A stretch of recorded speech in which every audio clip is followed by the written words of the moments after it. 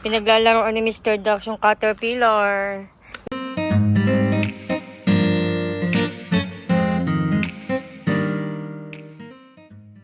Hello guys! Bali ngayon ay maglilinis kami ng aming sasakyan. Dito lang kami naglilinis ng sasakyan namin. Pag alam yun, yung mabilisan lang.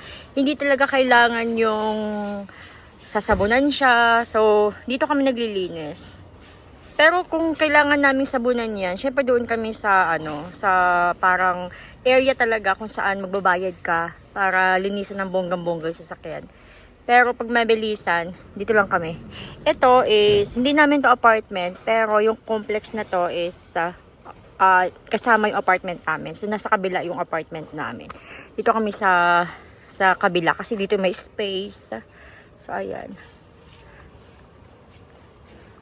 Nagamit namin to noong Thursday and Friday. Meron kaming tour magkasunod. Kaya kailangan naming linisan ang aming baby car. Ayan o, madaming mga kalat. Sobrang blessed na blessed kami sa sasakyan namin na to. Kasi sa totoo lang, sa kinita namin sa pagiging tour guide, kumbaga nabayaran na ng sasakyan namin yung ibinayad namin sa kanya. Oo, so thank you so much. Napaka-bless ng aming sasakyan. We're going to clean here first, dito outside. Okay, so maglilinis muna ako sa loob bago pala linisan yung labas. So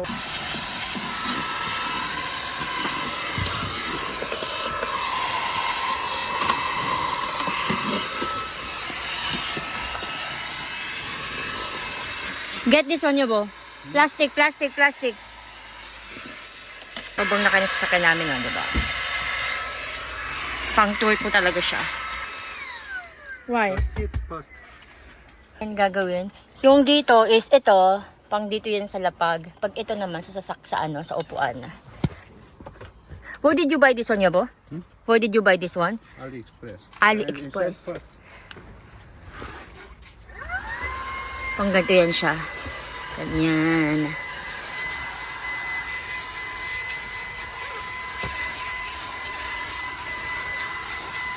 Kasi may mga, pag kumakain yung mga customer, minsan yung mga dumi-dumi, mga crackers, hindi naman namin maiwasan na hindi sila pakainin. Basta sabi lang namin, huwag sila magkakalat. Pero minsan, may nalalaglag. So, kailangan.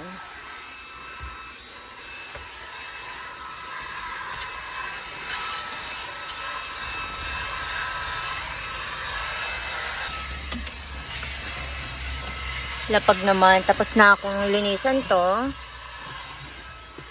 Bali, bibili pa kami ng parang yung maging malinis to. Para siyang plancha. Panglinis din sa sasakyan. Para mas maging malinis yung mga upuan. Kailangan din namin. Nag-iipon pa kami. Tapos na. Bali, yung labas naman. Kasi nung Friday, sobrang maganda yung weather. Pero ang lakas-lakas ng hangin dito sa Busan. And pumunta kami doon banda sa Haeundae. Di ba malapit doon yung dagat.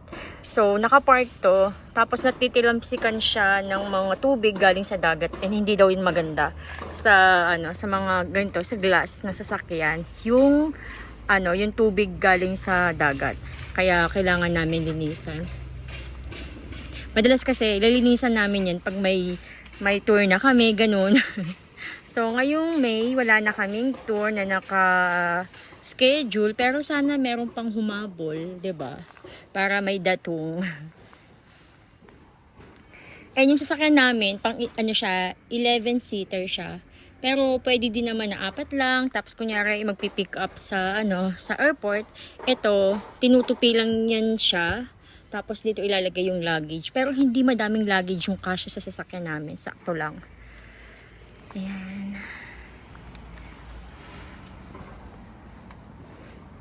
Kailangan ko lang punasan kasi medyo madumi. Punasan ko siya. Gusto ko yung na to. Yung aking itong aking sombrero. Kasi sobrang ano siya, protektado ako sa sikat ng araw. Pati yung likod, di ba? Ayan o. Pati yung likod, hindi mabuburn out. Hindi siya masa-sunburn kasi ano siya, protektado. Ganito ako pag nagtutour kami pag summer. Ito, may suot talaga ako niyan. And hindi yan nakaayos guys, kaya medyo magulo lang. Hindi ko siya inayos kasi nag-ipit ako dito. Nag-ipit ako sa buhok ko. So, ganyan lang. Wala naman tayong ganap. Hayaan na natin medyo maging haggard ang face lock. Ingay yung paligid kasi 'di ba ito, ayan, eskwelahan 'yan. Doon ako sa baba naglalakad minsan pag gagala ako. Sa baba ako naglalakad. Tapos ito yung inaayos. Gagawin siyang eskwelahan. High school ata. Is this high school, Yabo? What? This one? Middle school. The middle school. Middle school. So middle school po siya.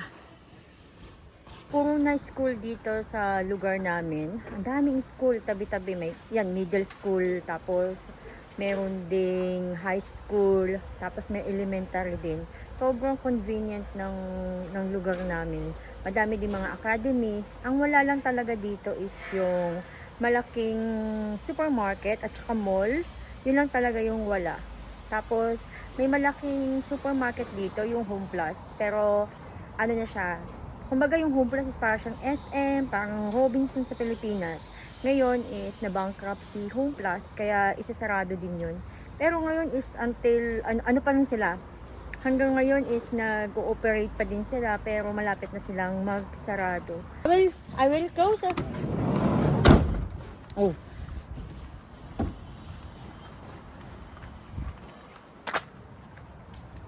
Isarado daw natin. Isarado daw natin. Maganda talaga sa sasakyan yung kulay gray. Kasi kahit madumi siya, hindi siya ganun kahalata.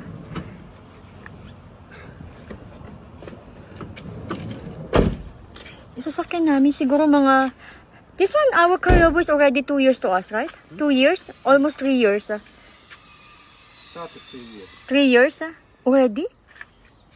May 22 is we buy. Oo. Oh, may 22. Wow. But now, 2 years and 4 days. 2 years and 4 days. Nag-anniversary na pala siya sa amin. Kasi ngayon, itong pagbablog ko sa inyo is ngayon ay May 2026 na. So, May 22 pala yung aming anniversary ng aming sasakyan. Where are you going?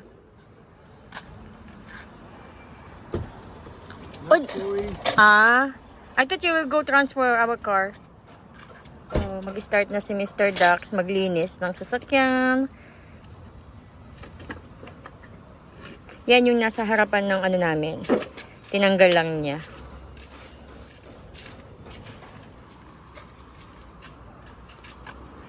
Ito lang yung tubig namin. Ganyan lang siya. Yung pang-spray ni Mr. Dax is galing siya ng Daiso. 2,000 won? 5,000 won? Ha? 3,000 won. 120 peso? Oo. So, diba? Practical. Yung mga mura-mura lang. Para pag nasira, hindi ganun kasakit sa bulsa. Pero, ayan o, very naman siya, useful kahit mura lang siya.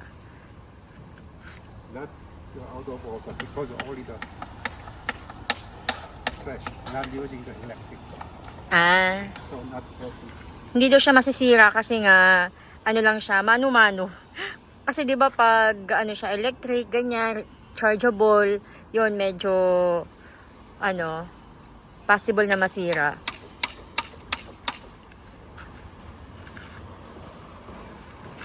So ako pag nagaganyan na si Mr. Dax, ang gagawin ko lang is mag-assist lang sa kanya, magbigay ng tubig, tapos tingin-tingin na, ganun lang.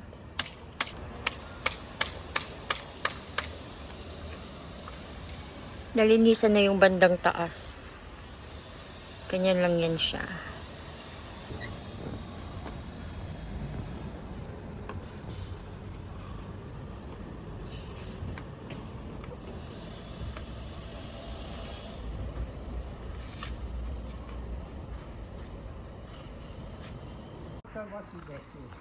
Also, the caterpillar meeting the rain, watching the Yeah.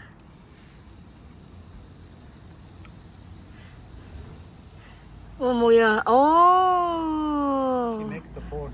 Oo, yeah. Pinaglalaro ni Mr. Ducks yung caterpillar. You're playing the caterpillar. You're very bad. Caterpillar to go inside our car. So Ah, I took okay, care of okay, it. okay. Not killing. No, not killing. I thought you were killing the caterpillar. Wow. Fat cat. Wait, cat. Caterpillar arrival. Yeah. Arrival. Aray. Grabe, mainit na. Pinagpapawisan ako. Tignan nyo. Wala ng araw, di ba? I mean, may araw doon. Dito malilim. Pero pinagpapawisan ako. Ang taba ng pusa. Tapos nakasimangot pa siya. Parang siya yung pusa namin dati, si Nabi. Ganun yung kulay niya. Umuwi ako ng bahay kasi nilagyan ko ulit yung mga bottled water dito. Nilagyan ko ulit ng tubig. Nirefill ko kasi kinulang. Dahil yung sasakyan namin kailangan talaga niyang malinisan dahil doon sa tubig na galing sa dagat. Sea salt.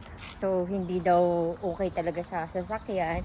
Kaya ilang beses na binabasa ni Mr. Ducks. Where's the caterpillar? Ayun. Oh yeah, what's going there? It's going our car. Tashi. Yan. Tashi, yobo. Go. Maybe this one. Where's the caterpillar? Ayan. Ayan yung caterpillar, oh. Pag umakyat siya dito, anuhin natin. Ialis natin. Ayan. O, diba? Diba? Ayan. Then, after that, okay. Yeah. Diba? I'm very tuk-tuk eh. Okay. Diyan ka. Okay. Ayan! Medyo nangati ako. Pakiramdam ko nangati ako.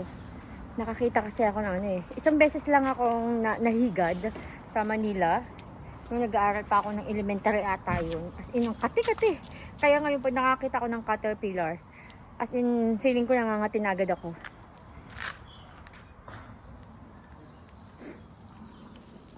Ang tagal maglinis ni Mr. Ducks. Minsan ang bilis-bilis na maglinis. Minsan naman tagal-tagal. Haloka. So anyway guys, hanggang dito na yung aking vlog. Pinakita ko lang talaga sa inyo kung paano kami maglinis ng sasakyan. And konting kwentuhan lang. Tsaka wala akong upload, 'di ba, sa YouTube. Ang tagal ko na hindi nag-upload. I mean, yung mahahaba. Kasi kung yung mga shorts video naman, nakikita niyo naman yung mga ganap doon. Na may tour kami, ganyan. So, nakikita niyo, 'di ba? Pero yung mahabang vlog talaga, hindi ako nakakapag-vlog. As in, ang bilis ng araw, ang bilis ng panahon, hindi ko napapansin talaga. Medyo busy-busy lang din ako sa mga bagay-bagay sa buhay ko. Tapos napapansin ko, ilang araw na ulit ako walang upload. Dati di ba sunod-sunod, nag-upload ako. Ngayon, ang bilis-bilis ng panahon, hindi ko napapansin. So anyway, kaya nag-vlog ako ngayon kahit na naglinis lang kami ng car. So, ayun, maraming salamat guys sa lahat ng sumusuporta sa akin. Thank you so much. And kung may mga kakilala kayo na naghahanap ng tour guide dito sa Busan, mag-message lang po kayo sa akin kasi tour guide po kami dito sa Busan. Diba? Salamat! Bye!